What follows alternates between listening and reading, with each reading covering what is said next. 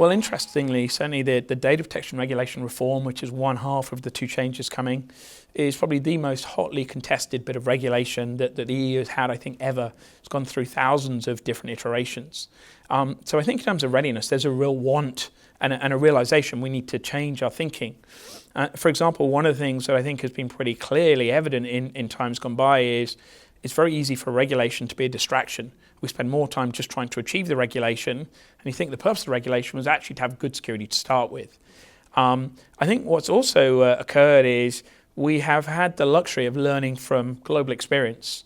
So if I look at some of the regulations we've seen before, some of them have been very prescriptive, and what we learn from that is as soon as we document it, it's pretty well out of date, and regulation works very slow, cyber works very fast. So there's some lessons we've been able to learn that says let's build regulation that actually hopefully should have some longevity and is fit for purpose. And so some things in there is just leaving things like what is state of the art reasonably generic and putting the pressure back on those that have to adhere to it to keep pace, to understand.